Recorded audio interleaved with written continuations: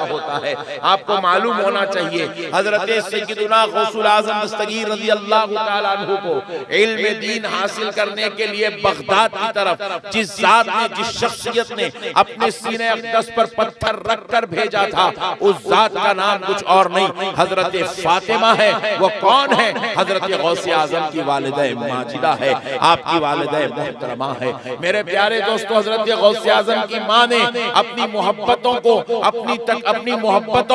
अपनी तकलीफों में बदल लिया था। कहा बेटा तेरी दूर होने की तकलीफ तो मैं बर्दाश्त कर सकती हूँ, लेकिन मैं तुझे इल्म दीन से दूर नहीं रख सकती। मेरे लख्ते जिगर, मेरे नूरे नजर, ऐ मेरे प्यारे, मैं चाहती हूँ कि अगर तू माँ को खुश करना चाहता है तो इल्म दीन को हासिल कर ले। तो हजरत सय्यदुना गौसुल आज़म दस्तगीर रज़ी अल्लाह तआला अन्हु की वालिदा मोहतरमा अपने बेटे सरकार गौसे आज़म को इल्म दीन के लिए अपने इलाके से आपने जो है इराक बगदाद की तरफ रवाना किया था। और जब गौसे पाक अपनी माँ की ममता और मोहब्बत से दूर हुए तो उस वक्त उनकी उम्र कोई 25 साल या 18 साल या 20 साल की नहीं थी, वो सिर्फ 7 साल की उम्र के थे। इल्म दीन हासिल करने के लिए अपनी माँ की बात सुनकर वो इराक की तरफ सफर किए थे और फिर इराक की धरती पर आपने इल्म हासिल किया, आपने तज़किये भी किया,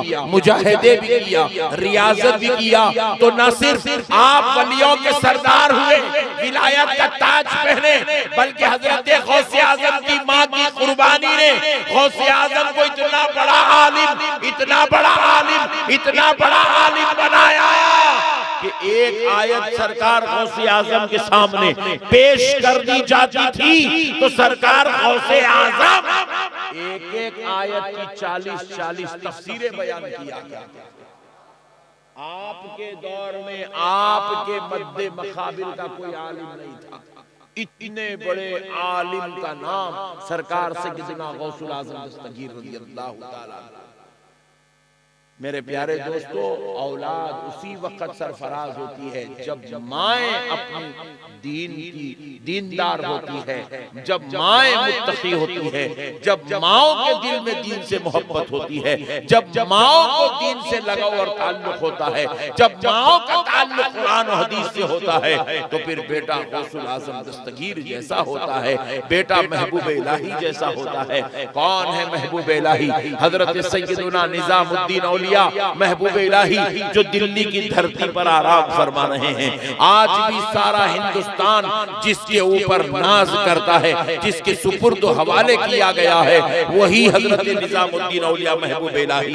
आप रहने वाले थे बदायून के, मगर आपकी वालिदा मोहतरमा ने देखा बदायून में इल्म दीन के हुसूल के लिए कोई खास एहतमाम नहीं है, खुसूसी दरसगाह नहीं है, तो अपने बेटे को महबूब इलाही निजामुद्दीन औलिया को इल्म दीन से आरास्ता करने के लिए, जबकि आपके वालिद बुजुर्गवार वफात फरमा चुके थे, तो आपकी वालिदा मोहतरमा ने बदायूं को छोड़ दिया और दिल्ली की तरफ सफर किया, सिर्फ इस गर्ज से कि मैं दिल्ली इसलिए जाऊंगी ताकि मेरा बेटा वहां जाने के बाद बड़े बड़े उलमा की सोहबत में बैठे और इल्म दीन हासिल करे। तो सुनो दोस्तों, जब बदायूं से निकले थे तो निजामुद्दीन थे, जब दिल्ली आकर उलमा औलिया सुलहा की सोहबत में बैठे तो न सिर्फ महबूब इलाही बने बल्कि अपने दौर के सबसे बड़े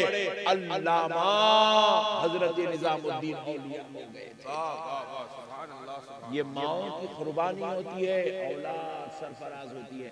आज की माएँ भी कुर्बानियां दे रहे हैं, आप लोग भी बहुत कुर्बानियां दे रहे हैं। आप लोग बुरा न को मानो, आप बोलेंगे हमारे बारे में मौलाना कुछ भी नहीं, आप लोग भी बहुत कुर्बानियां दे रहे हैं। आप लोग भी अपनी मोहब्बतों पे पत्थर रख के बैठे हुए, मगर फर्क इतना है वो लोग कुर्बानियां दिए थे तो उनके बच्चे इल्म दीन हासिल कर रहे थे। हमारी माएँ कुर्बानियां दिए तो हमारे बच्चे हैदराबाद को जाके होटलों में रोटियां डाल रहे हैं।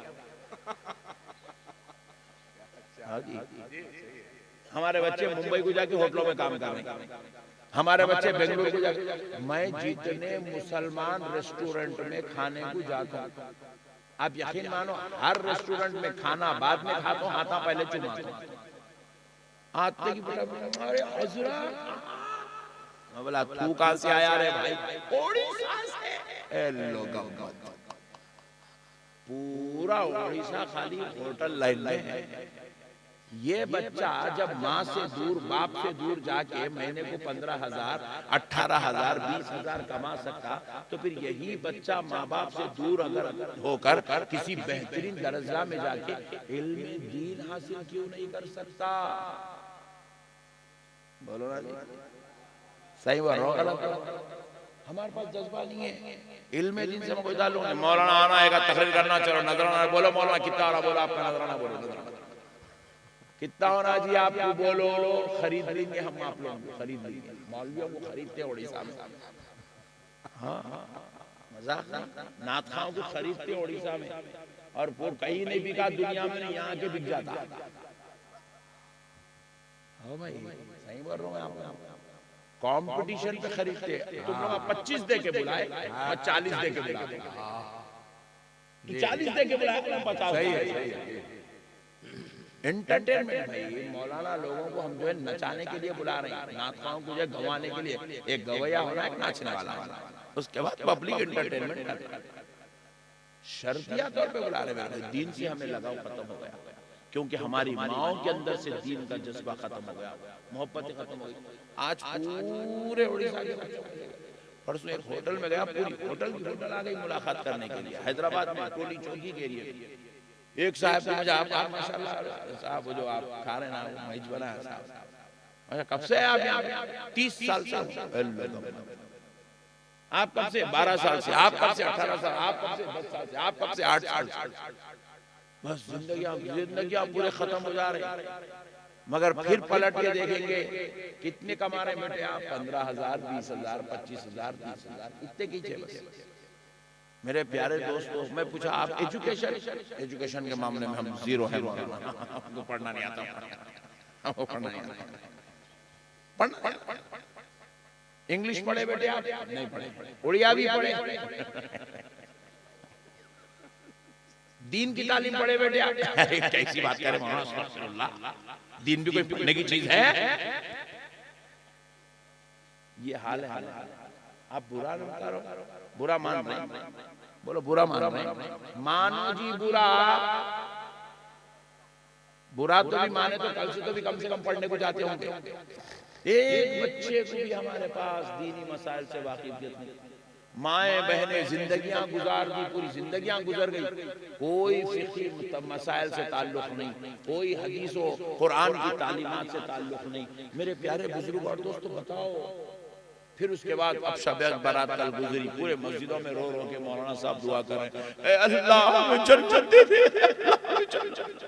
बाजू फरिश्ता ठहर के सोच रहा, इतना बड़ा एक्टर तो मैं भी नहीं देखा।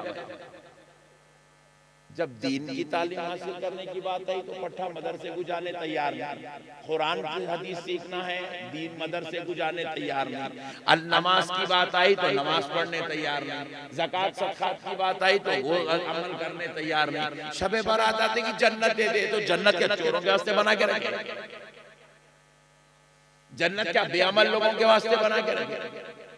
और इतने खतरनाक गुटके खाते पट्टे अपने उड़ीसा वाले, अल्लाह अकबर। तो क्या जन्नत क्या गुटके खाने वालों के वास्ते बना के रखे? अरे बोलो ना जी भाई, क्या हासिल? कई मुसलमान बच्चों को मैं देखा, हैदराबाद में भी हमारे बच्चे, उड़ीसा के बच्चे हमारे, चल मियां नमाज हो जाए। अरे पढ़ बेटा, नमाज पढ़ रहे बाबा, नमाज मोमिन की मेराज है, नमाज तेरे ऊपर फर्ज है, खुदा की इबादत है। रात रात भर जलसा सुना, और जितने होटलों में मिलते पूरे कट्टर सुन्नी, टनाटन टीटीएस, टनाटन सुन्नी,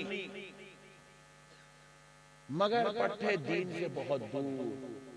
अल्लाह का वास्ता मेरे भाइयों, ये सिर्फ मदरसे बना के, अब मैं नहीं पूछता, मैं अब पूछा भी नहीं, मैं पूछता भी नहीं, मेरे को मालूम है पूरी अहले सुन्नत के मदरसों की हालत।